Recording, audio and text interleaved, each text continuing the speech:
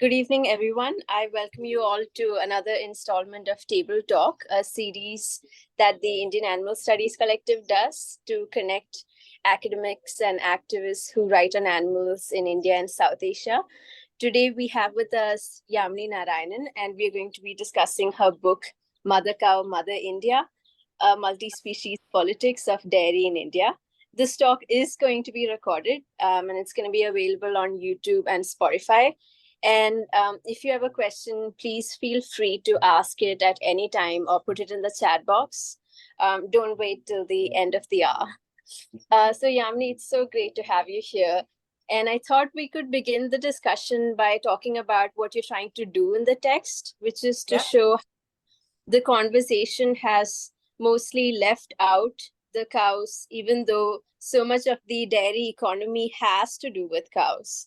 And that's one of the points that you put across right away in the beginning. So how do you explain this strange ignorance towards what is directly in front of you, and has so much to do with the capital and the industry of so many people, but the being itself is left out of the conversation? That's right. That's right. And so my interest in looking at India's cow protection politics was actually led by animal activists, and I outlined this in my book when I actually went to Pradeep Kumar Nath from the Vishaka Society for the Care and Protection of Animals in Visakhapatnam, and I spent a lot of time with him.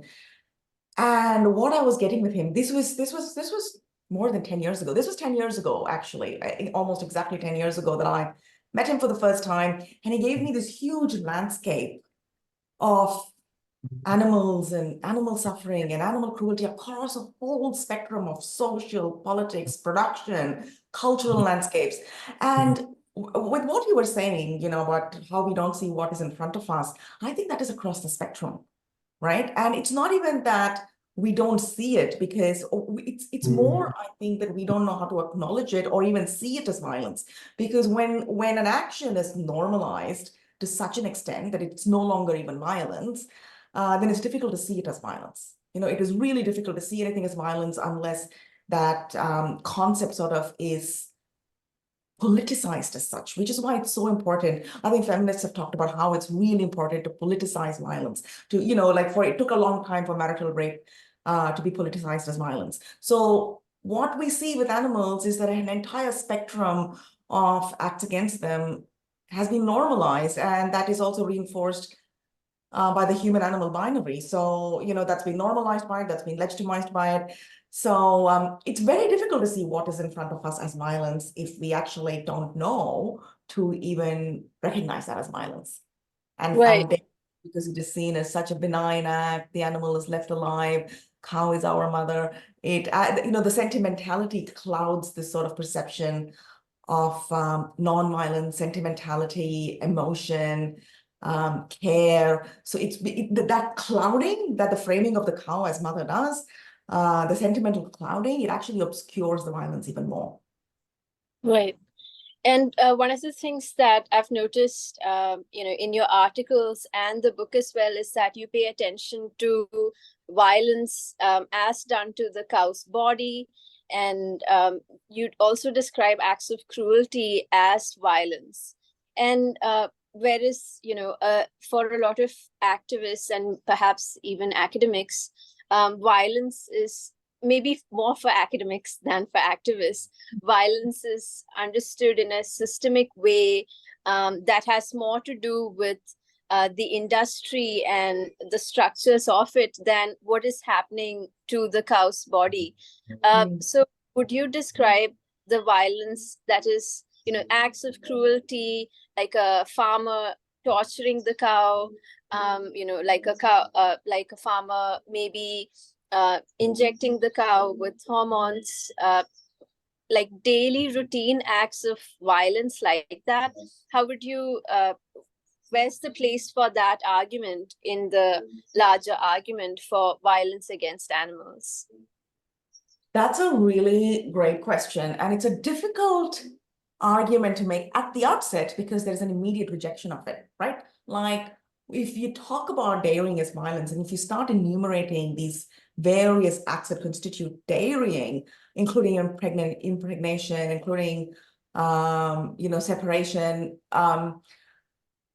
it's immediately, I mean, people are actually stunned to even conceptualize these acts as violence. So this is what I would routinely find with people with whom I was just discussing my work, with people who were just curious about my work, regular public, as it were. And they would always be so confronted and recoil and be offended or be hurt even sometimes about the whole idea that this could be ever seen as violence. Like, so there's a whole spectrum of structural violence, which is fundamentally the activities that dairying requires, right? Which is whether it is enforced impregnation, continuous confinement and incarceration, or milking. There's structural violence that dairying requires, eventually going to the slaughterhouse. All of this is structural violence, and then there is intimate violence, which is acts that individual animals face constantly. Right. And there is something to be said about captivity, which I think, I don't know whether I drew enough attention to that in my book, and I really wish I had, if I haven't, is to this whole idea of what cows in India in particular, I think, experience as captivity, right? The continuous state of incarceration, the continuous chaining, which is so normalized. And the thing about captivity, it is not just that it is, there's physical confinement. There is anxiety, there is depression, there is dread, there is total dependency. And basically what we do when we make a being captive, whether it is human or animal for that matter, what we do when we make a being captive is that captive animals are not helpless in and of themselves. They have been confined and control has been taken away from them. They are actually perfectly capable of being autonomous beings. So you have taken an autonomous being and then made them captive, right? So there's a particular type of violence that happens, and then we can do what we want in terms of production, to facilitate production. So there's a spectrum of violence, which is, as I said before, like, it's so normalized that I think the challenge is to constantly be at it. I think the challenge for the activism movement, and it is easy to sort of get exhausted by it. And I think, there can be a lot to be said about activist fatigue and activist exhaustion in just trying to make these sort of really basic points, which, we understand in our collectives, but it becomes very important for us to sort of keep reinforcing that, because that is the level at which the dismantling and the undoing of animal as commodity needs to take place. Right. And I was also curious about, the going back to the daily acts of cruelty or violence that's done unto the cow's body. When I have talked to farmers, some farmers claim that the economics of breeding or raising cows is such that they do not have a choice, whereas some farmers would, or just regular people would say that this is actually a form of care, and that involves some violence, which is a part of a particular relationship with a being that is not human. And so would you think that, what would you respond to such positions? There is, on the first point, there's something to be said about, the fact that there are extremely poor, not just poor farmers, but there's just a whole spectrum of people depending on animals for their livelihoods. Now, this is not a natural state of affairs by any means. So just to step back from the problematics with dairy farming, and if we step back into how dairying was promoted and formalized in the first place, if you look at, if you read Varghese Kurian's autobiography, he talks at length about how, India wasn't a dairying country. India was, in Indian diets, most Indian diets don't even feature dairy significantly traditionally, right? So dairying was not a natural sort of product for Indians to consume. Okay, so Kurian's motivation to formalize dairying and to sort of expand dairying on the scale that he did and to sort of lobby for subsidies on the scale that he did, all of that wasn't motivated by capitalism or profit. He was actually trying to provide farmers livelihoods. So the entire, like, dairy is basically, I think, the world's largest rural poverty alleviation program now. So it was profoundly successful in this respect. But the lesson that I always take from the story is that this was actually a strategic decision towards ensuring farmers' livelihoods. We can do that same thing differently. We can actually do that. We don't, dairying is not the only option. This was a strategic, planned endeavor by really someone who was a brilliant management strategist. Like Kurian was brilliant in what he wanted to achieve. He managed to do it. But while we don't want to do exactly what he did, there is actually ways that we can actually take lessons from that. His policy was always farmer first, right? He was always focused on farmer first. His motivation was farmers' livelihoods. His motivation was farmers' emancipation. He used animals. So in a sense that he, in trying to focus on autonomy and liberation for a group of humans, he was bringing in, as I talk about it in my book as well, he was bringing in a whole era of intensive animal incarceration and confinement and commodification on a scale that was unprecedented, right? But there are lessons that we can take. So when it comes to livelihoods, and when farmers are saying that, oh well, this is what we have, this is what we have to do for our livelihoods, it is, I think, again up to experts across management, livelihood policymakers. Yeah, so I think it's up to us to sort of try to reconceptualize this. And there is potential. Like if you look at cashew farming in India, for example, which is the basis of a lot of vegan dairying, cashew farmers are horrendously subject to human rights abuses, amongst the most impoverished of farmers. If you look at agricultural farmers in general, there's a high rate of farmer suicide. There is so much we can do to actually clean up and make agricultural farming really profitable, right? We can actually adopt those very same principles that made dairying successful and translate that. And I think, there's inspiration to be taken from India's first milkman, as he calls himself. There's inspiration to be taken there. So that is, I think, that was kind of what I've been thinking about with reference to livelihoods.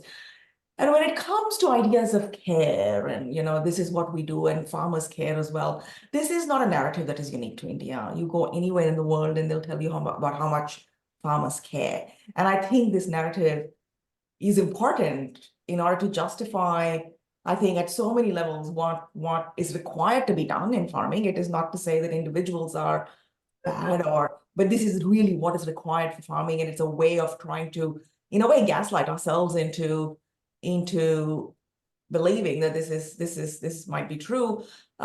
It's also a way to reassure customers. So there's a lot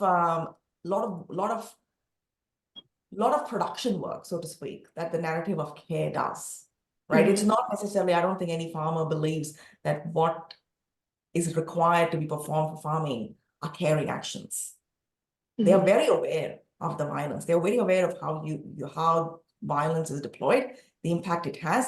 And the impact it has is what motivates the violence in the first place. Because if you're going to beat a cow and there's no response, there's no value in beating the cow and making her do anything, right? So violence is a part of production activity. I don't think they're personally confused about that at all. But they have to try and excavate narratives of care and practices of care in other ways, and they would have them. They would have them, but it is all. But it's almost necessary to care narratives are necessary to sustain farming itself. Yeah. Right. And when I read that passage that you quote from Varghese Kurian's autobiography, and he uses the phrase "instruments of development," and I was struck by that. And I was thinking, how really is it just, progressive economic liberalization and the advance of capitalism that have changed relationships? Or, I don't know, even when it comes to, say, veal or bulls, the situation seems to have become so much worse that now that bulls or oxen are no longer used as drought animals, that it's almost an impossibility in a place like Kerala to raise male calves at all. So how have the instruments of development contributed to, say, having a male calf, raising that male calf an impossibility? And have the instruments of development changed in India? No, animals are absolutely used as, instruments of development, as it were. I mean, if anything, animal farming has become so intensive. And if you look at virtually every mode of animal-based production, India is amongst the leading meat producer, leading milk producer, leading leather producer, leading egg producer, leading milk producer. We are leading across virtually everything and every type of animal-based production. So we are the leading, we are one of the leading, if not the leading producers of sheep meat and mutton. So there's just this has become just more intensive, if anything.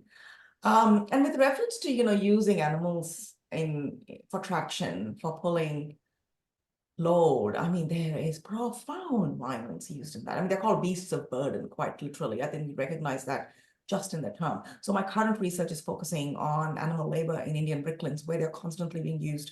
Oxen, donkeys, mules, camels are all used as traction animals to pull load, extraordinarily heavy carts of load, or they carry them on their backs if they're so-called pack animals. And it's not possible to underestimate or understate the violence that is profound violence that is actually involved here. So Rosemary Collard talks about the idea of the lively commodity. So animals like chickens used for eggs, or cows for milk, or animals that are used to pull load, they're lively commodities. Their value comes when they're alive. It's possible to extract from them when they're alive, right? And of course, eventually they all get sent to the slaughterhouse, but their key capitalist value comes from their liveliness. It's about what they can generate, the value that they can generate when they're alive. And there is ongoing daily, hourly violence in that type of extraction. So diverting male calves to traction is not necessarily more of a humane option, unfortunately. Would you then say that having small scale farms, or scaling down industrialization wouldn't necessarily improve things for cows as well? No, I mean, I think you had Katie Gillespie talk to your group at some point, and she has this beautiful paper. I think that was the paper that you discussed, right? The Unthinkable Politics. Yeah. And she talks about how even in small farms, the same logics apply of farming. Its scale is not necessarily determinant of violence. You can have exactly the same, you do. I mean, that's, as I said in the beginning, there's structural violence that dairying, for example, fundamentally involves, whether it is done on a smaller farm or a larger farm, whether it is done by a humane farmer or a so-called inhumane farmer.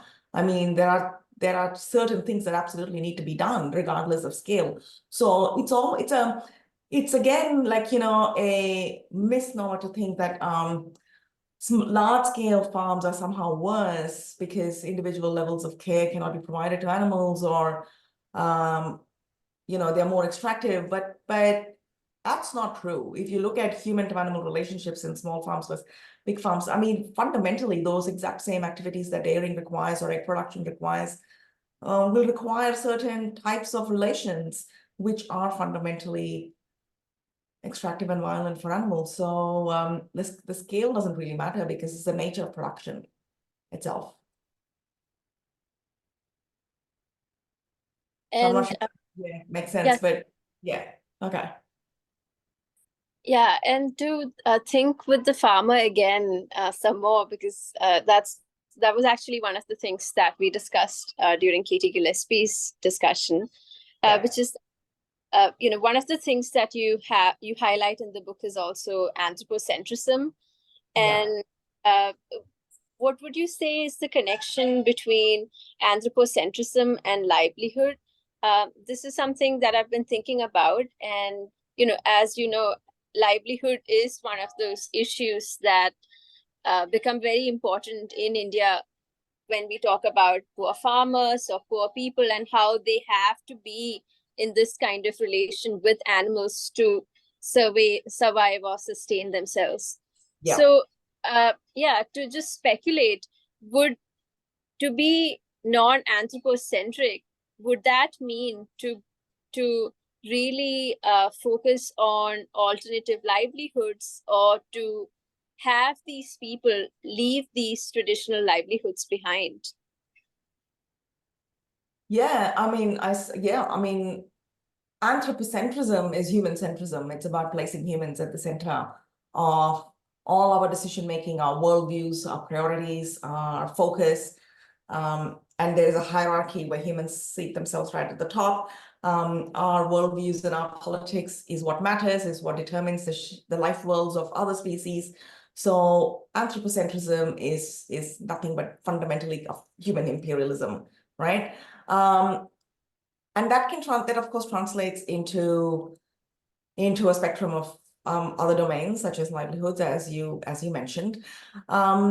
And in leaving behind traditional livelihoods, I mean, we have done that all the time for in the case of humans, or we have had to, or we are supposed to, and when we don't, that's considered to be a criminal activity or an illegal activity. So there's a lot of ways in which humans have commodified and capitalized and extracted and enslaved from each other, right? And those have also come under the rubric of traditional livelihoods. And those are tradition has this sort of, again, this clouding and capacity, this obscuring capacity, right? But what happens with tradition, especially with patriarchal traditions, or what I have called anthropatriarchal traditions, is that it's all about power and control. They're not benign. Tradition is not benign. So they are inherently about power and control. So it is about who benefits, who gets to sort of benefit from the control of if the livelihood basically involves captivity and incarceration and extraction and commodification, someone is benefiting from that. So a traditional mode of livelihood, which is basically extracting from lively commodities, human or otherwise, is different from traditional activities such as, rural artisan activities that we sort of celebrate as part of culture. So I think we need to be attentive to exploitation that is possible within some forms of livelihoods.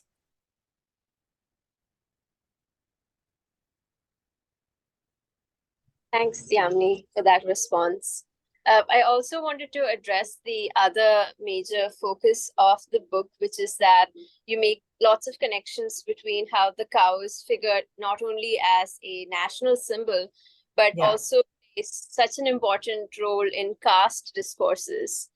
And I wanted to know if you could tell us a little more about this connection, just for people who haven't read the book. Okay, thanks. That's a nice question, because one of the most interesting things for me during the sort of discovery process of writing anything, or during the process of this research, was the understanding that animals are also part of or born into caste, particularly in the Hindu imagination, right? Animals are born into caste. They carry the same associations of privilege or denigration as is common, like in the hierarchy of caste.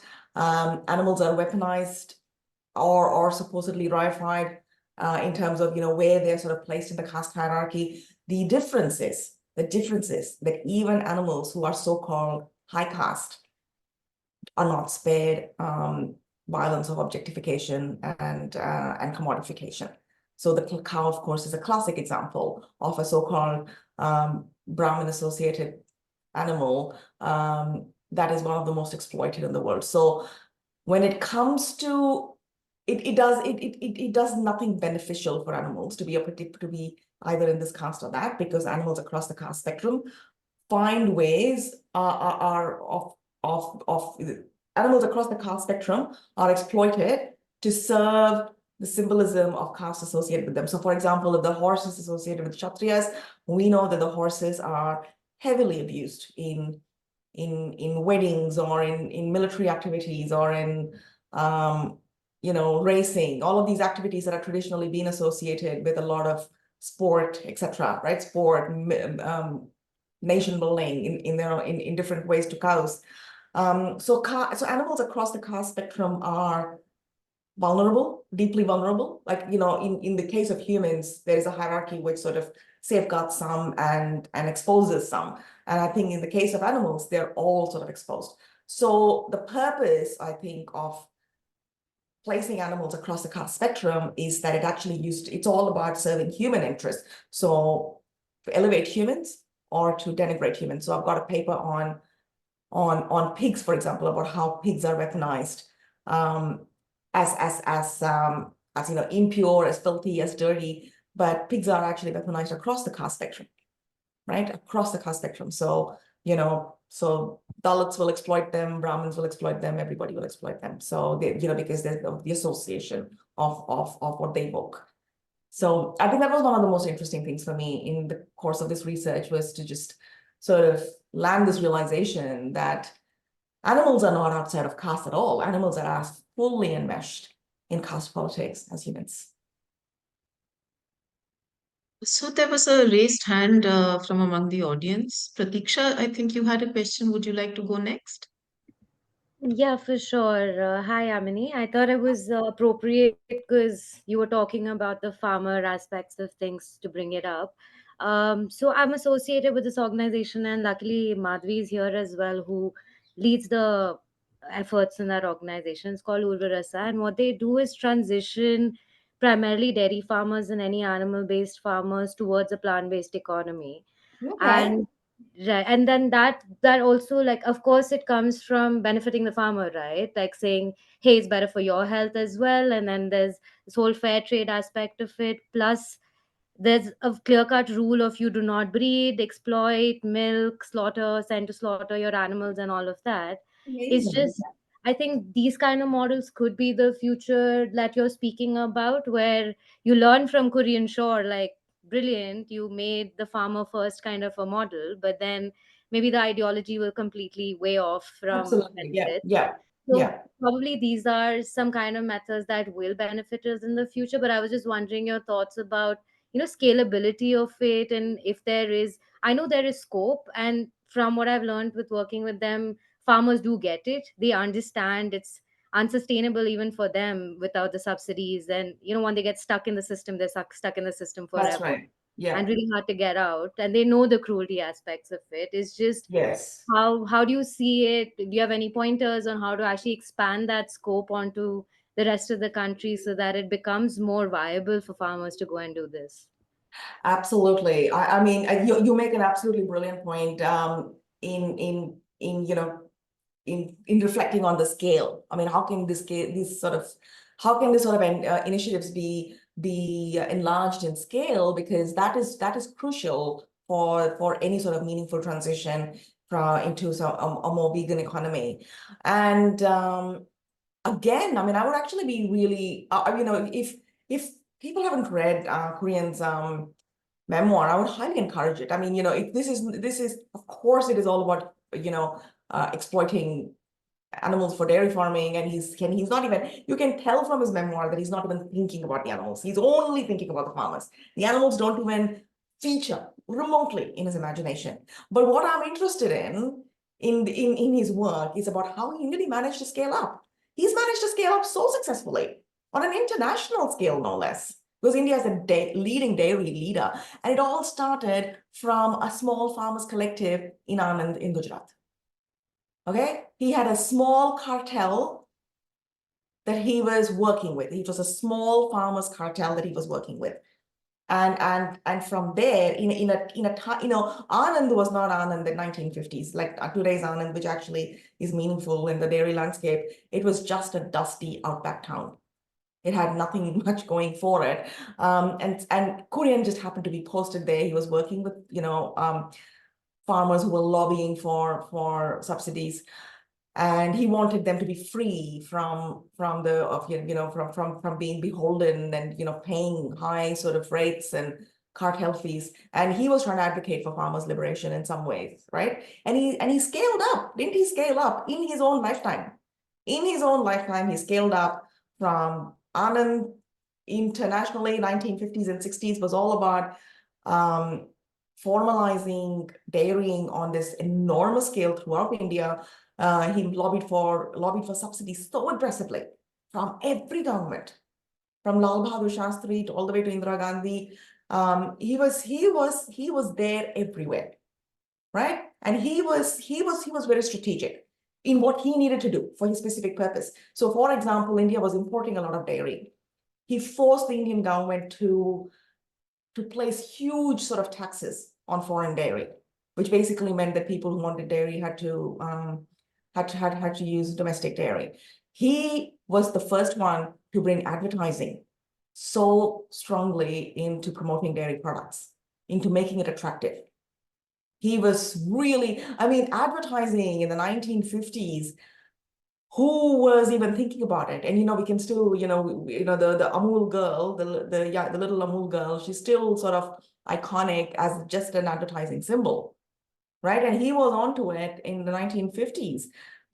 So he really forged ahead with that, about promoting new products. So ever since dairy became formalized and started to get, he was always on the lookout for introducing new ways of consuming dairying.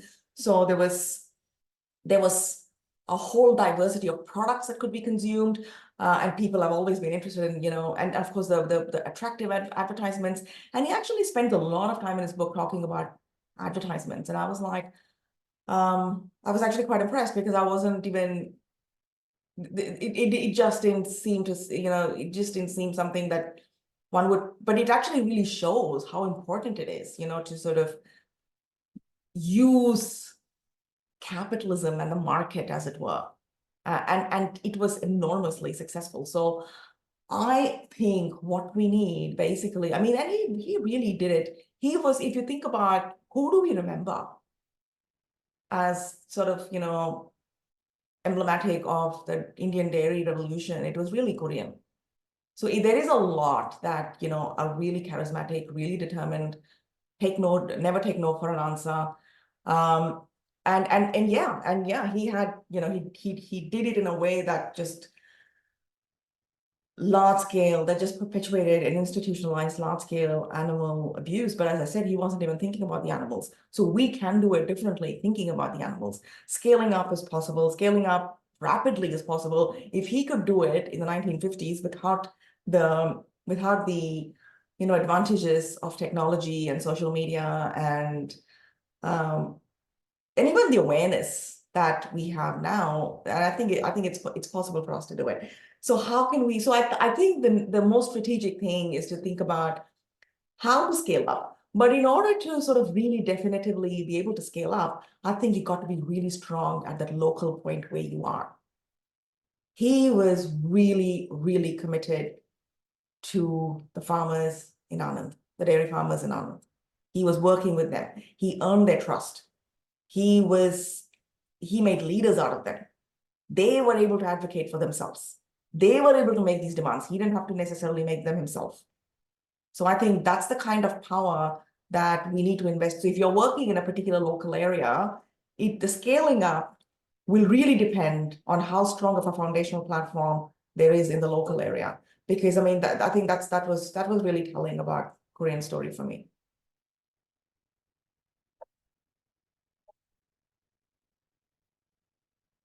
I don't know if that helps, I'd like to, that makes sense. No, it does absolutely. Thank you so much. No worries. so Yamini, I'd like to ask you something. It's a couple of thoughts, basically. It isn't exactly concretely questions, but I'd like to know your position on some of these. Sure. Because a little earlier we were speaking about scale, and you represented the opinion that it's not a question of whether it's at the industrial scale or whether it's a smaller scale. Dairy farming is an exploitative process, and in all kinds of forms, it needs to be done away with. And I was wondering how you would situate keeping a cow or a buffalo for that matter, it's not a very common practice, but there are a few families, farmers or non-farmers, who have a cow or two, and it's not for commercial purposes that they milk the cow, but it's for their own family personal use, so to speak. And like I said, it's not a huge segment of the population. It's only a very few who can afford this. And coming from the perspective of someone who tries to be and aspires to be the rest of the time a vegan, I understand that one should say no milking and no dairy products whatsoever. It makes sense to me. But looking at the different grades at which human cow relationships play out, the different scales at which they play out, I'm just trying to wrap my head around, should one think of this is better than that, or should one say all milking is exploitative because end of the day it's cruel. You are compelling the animal to remain in a state in which she would not remain otherwise. And so even if it's not for a commercial purpose, even if it's for personal use, it's still wrong. That is the first thing that I was thinking about. And my second thing had to do with what you were just discussing with Pratiksha, where again, my heart as well says shifting from dairy to a plant-based economy is the way to go.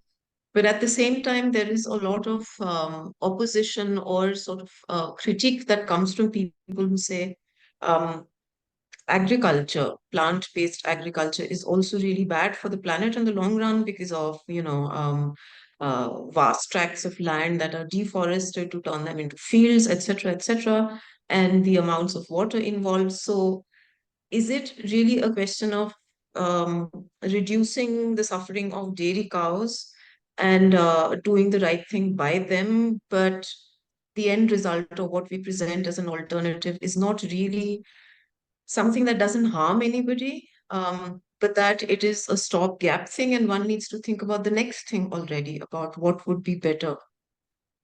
Yeah. Well, as I said, when it comes, a lot of people in Melbourne where I live will have backyard chickens, for example, and we have rescued chickens in my own backyard.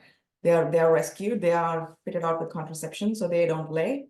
They are infertile hens. Imagine the whole idea of infertile hens. It is such a revolutionary concept. But we, so if you have a cow in your backyard, but as I was saying, it is structurally exactly the same. So if we can justify having a cow in our backyard, we can justify industrial farming as well. There is no fundamental difference in what is required to be done. What do you do when you have a male cow? What do you do when the cow's infertile or non-lactating? Even if you keep one cow, then you get another cow, and then you have 10 cows, and you have the same issue as a farmer does about diverting resources to productive cows versus unproductive cows, and the number of calves that are going to be born every year, because and impregnating a cow every year itself. So I speak about this in my milking chapter, that the number one cause of death in a dairy farm is pregnancy itself. Like the sheer number of complications that can arise out of just pregnancy. And our cows are already so weak and already so depleted from repeated pregnancies, chronic hunger, lack of adequate medical care. The fundamental act of impregnation, I mean, in the case of women, we know it's our choice. It's our body, it's our choice. Whether, that's why the abortion debate is so volatile, because ultimately all sorts of choices are, it's important that it rests with the individual. And animals do make their own choices when they are allowed to and when they're free and autonomous. But here we are making the decisions for them all the time. I have interviewed artificial insemination scientists who will say that, he comes once a year to inseminate a cow, and she runs for her life.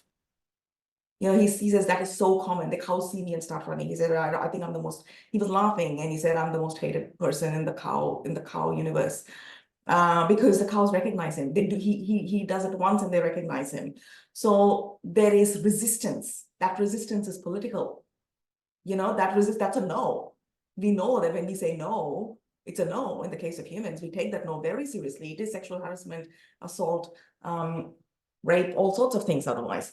So there is no other structurally what is required to be done in a backyard with 1 cow versus an industrial farm with 200 cows. There is really no fundamental difference, whatsoever. So if we can justify one, we can justify the other.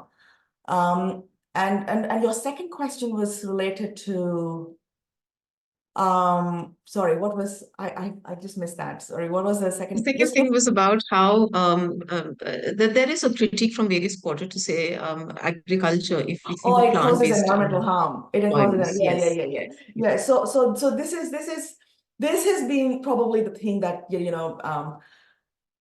it's our plant-based agriculture, quite simply cannot consume the extent of land and water resources that animal-based farming does. Okay, most of what we farm is soy, which is actually used to feed animals. Something like it's an insanely crazy number. It's about 70-80% of the land that we use is actually used to grow soy. India, yet again, is one of the largest growers of soy. We are a food insecure country. We should be actually growing legumes and vegetables and whatever it is, when we are growing soy. Where is that soy going? It is going to feed animals, not just in India, but it's actually going to feed animals in Europe and the United States and everywhere, right? The Amazon is decimated for beef farming. Animal agriculture uses and extracts and causes such levels of environmental pollution. Slaughterhouse, for example, is considered to be a red zone polluting industrial activity in India because of the pollution that it generates. Okay, so if we were to actually stop animal farming, we could actually restore land to the sheer number of wild species that we have taken land away from. Why do we have such high rates of extinction? Because of the sheer amounts of land that's being used on animal agriculture globally, right? And just to use environmentalism as a way of justifying animal farming is to make environmentalism itself a violent ideology, right? And this has been done and rejected in the case of humans, most iconically in the case of the transatlantic slave trade, right? So when Africans were forcibly abducted and sent to the United States to work in plantations, what was the justification for that? That Black bodies can endure hot weather or whatever it is better than white bodies can, which is absolutely not true. Of course it is not true. Okay, and in fact, even the slave owners knew that wasn't true, but that was a justification that Black bodies can cope better, right? So Black bodies can endure extremities of southern United States, the humid, extreme hot climate of southern United States better. So environmentalism has been used as a violent ideology. We wouldn't do that anymore. I hope not. In the case of humans, to say that it's we wouldn't make an environmental case for racism, for example, that it's okay to be racist to a certain group because it's good for the environment. We wouldn't do that. So it actually, if we were to acknowledge and take seriously our species, our animal identity, then it also becomes problematic to say we can exploit animals because it's supposedly good for the environment, especially when that argument is completely disingenuous. It's not, especially in the case of farming. So there was that famous study that came out of Oxford University, I think it was 2019 or 20, which actually makes an environmental case for veganism in just about, and it was published in the Lancet, which is, the leading medical journal, but it's not even comparable in terms of the ecological impacts of veganism versus even vegetarianism, leave alone carnivorism or animal-based diets. So yeah, we have to be really careful about using environment as an excuse to exploit animals, because firstly, it's scientifically just not true, but also politically, it remakes environmentalism itself into an ideology of violence. And that's been problematic in the case of humans. So we are already aware of the harm that it has done in the case of humans. So we need to sort of be really thoughtful about not reproducing that in the case of animals. If that sort of makes Thanks, sense. Yamini. I see another raised hand. Madhavi wants to ask a question. I think, Madhavi, would you like to go ahead? And Yeah. then there's a question in the chat as well. Yeah. No, I I wanted to thank Yamini for the work she's doing, and Pratik, she just spoke on behalf of the initiative that we're running in India. And your work is really incredible. And what you shared about the That's so determination funny. of Dr. Kurian, yes, that's exactly what we need to match up to get the farmers on board. Especially now when we interact with them, we do realize they're sitting on the fence. They're very unsure because of the subsidies, and they've been really brainwashed. So that was very inspirational what you mentioned. It just came back to me that it has to be a very defined and determined effort. Yeah. Yeah, and earning their trust, earning Yes. their trust to to for them to be, they got to be part of, they got to be part of the demands. They got to be part of the Absolutely. change. Yeah, Absolutely. Yeah. Yeah. yeah, that's amazing. Yeah. Yeah, I mean, if you haven't had a chance to pick up his book, I would recommend that. Not to eulogize dairy farming by any means, but just to sort of take Of course. inspiration from his from his own strategies. Yeah. It's Yeah. really Yeah. amazing. Yes, we have to use those means which he used, and I was thinking of that myself. I have to read because he took it so much on himself that he has to cause this. A person who was not at all interested in the dairy business and who took it on Also, himself because of. yeah. He doesn't even once talk about yum dairy. Dairy is so tasty. He doesn't care about dairy. He doesn't care about cows. He cares about the farmers. Yeah. That is Yeah. very clear from his book. And he, towards the end of his book, he actually talks about, I think it was Lal Bahadur Shastri. I think it was under his government, came to him and said, "You've been so successful with, dairying, with revitalizing the dairy industry and giving it this form of life that it didn't have before. Can you do the same with oil seeds?" Right? Yeah. That's a vegan product. And they were like, the oil cartels, there's an oil mafia, and the oil mafia has taken over. And can you sort of, try and translate your success in dairying into oil? Yeah. Right? And he did. He was like, sure. I mean, he was always about the farmers. So he started working with the oil farmers.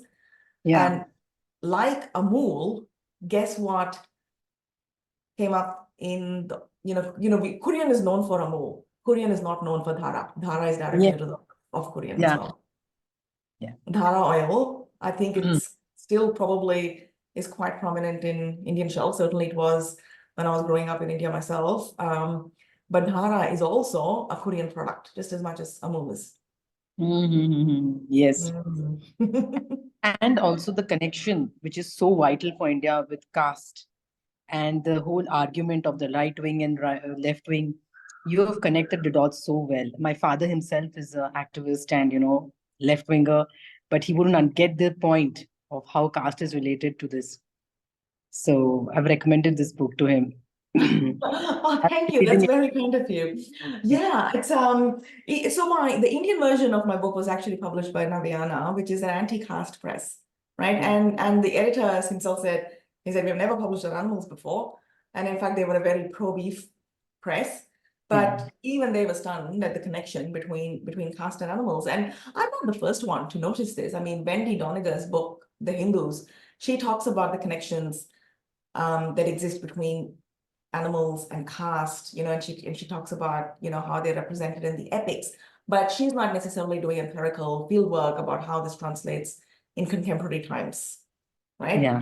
But there is this, these really extraordinary twinnings between animals and caste, and the logics of oppression play out as much on the non-human animal body as it does in the case of humans. Yeah. I just want to read out Akshida's question in the chat, which is actually in reference to your article on animating caste.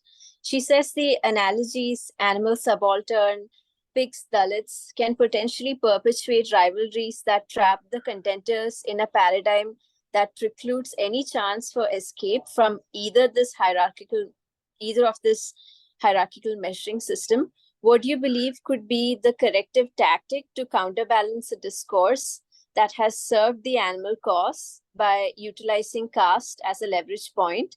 And she says she's thinking in terms of pigs and Dalits here. Yeah. So in my article, I also raised this question. That is the idea of species one that is always going to be oppressive for humans, right? Because dehumanization relies on animalization. And so when we compare caste and animals, is it going to be inherently an oppressive logic? You know, is species, the idea of species, or is the idea of the animal in some ways always going to be oppressive for humans? And in the same way, is caste going to be always oppressive for animals? But of course, caste is not the only way, hardly, of reading an animal, right? The caste is a very subjective way of reading an animal.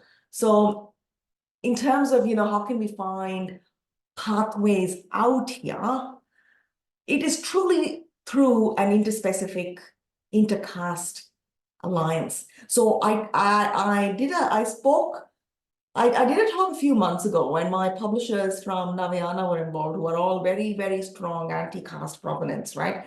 And the discussion was rotating around how, caste movements have formed alliances with a number of other social justice movements, of course, right? But there has been no alliance that has been formed between caste movements and the animal movement. Like, it just hasn't happened because people don't necessarily see these interconnections.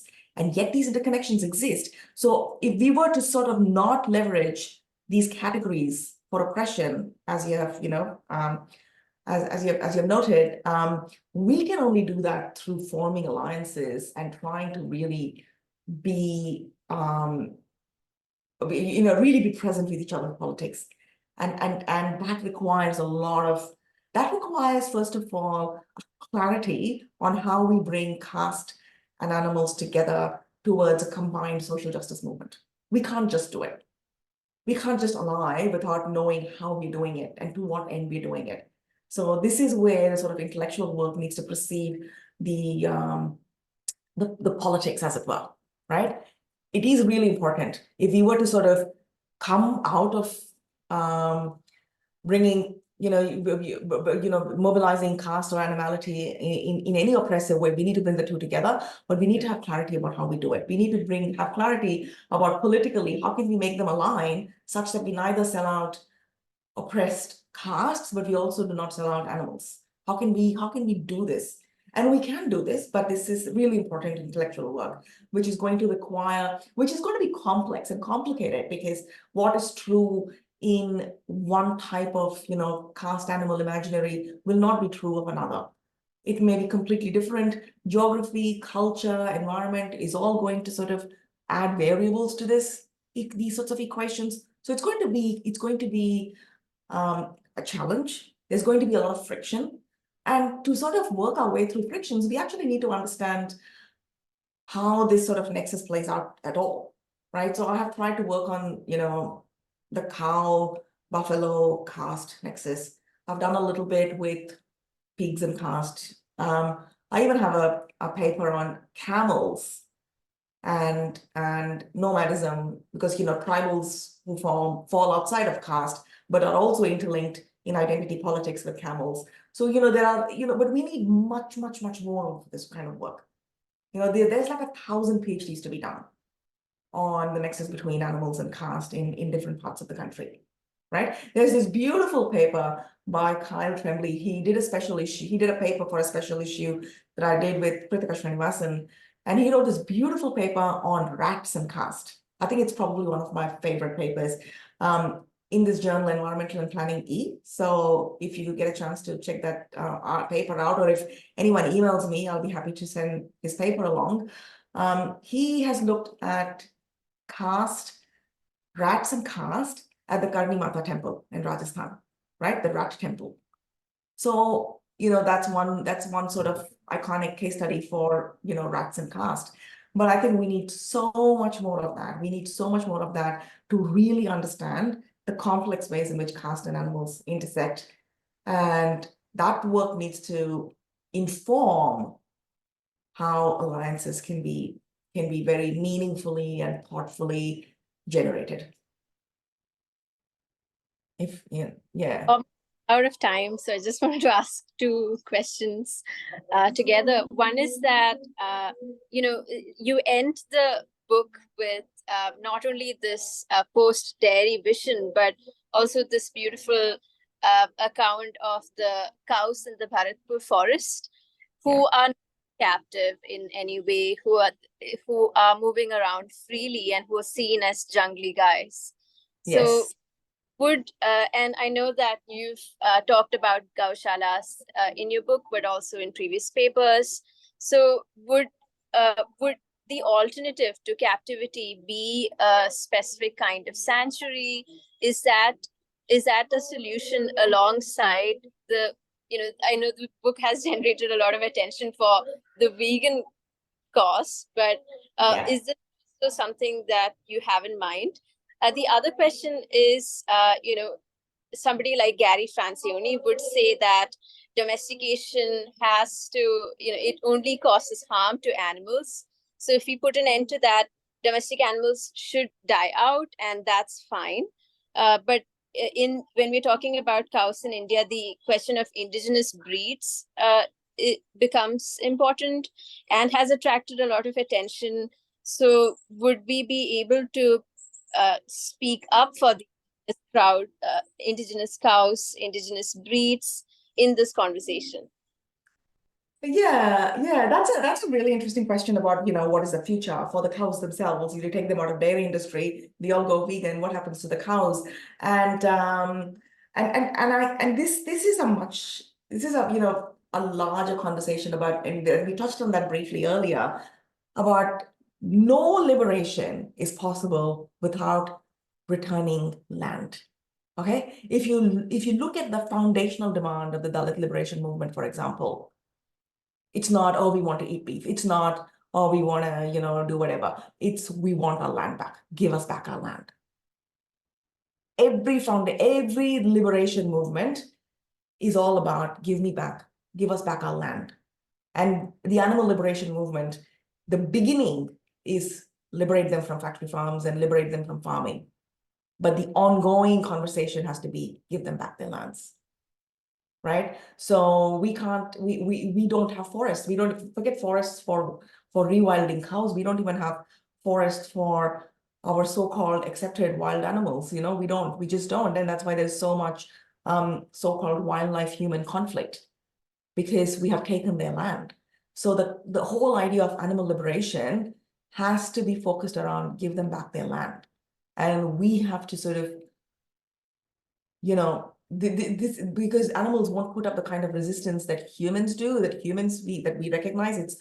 It's been a tough enough journey to sort of restore land back to humans. But this has to be the ultimate goal, not just liberate them from farming. Because you liberate them from farming, they still need somewhere to go, where they can sort of resituate themselves. And for that, give them back their land is crucial.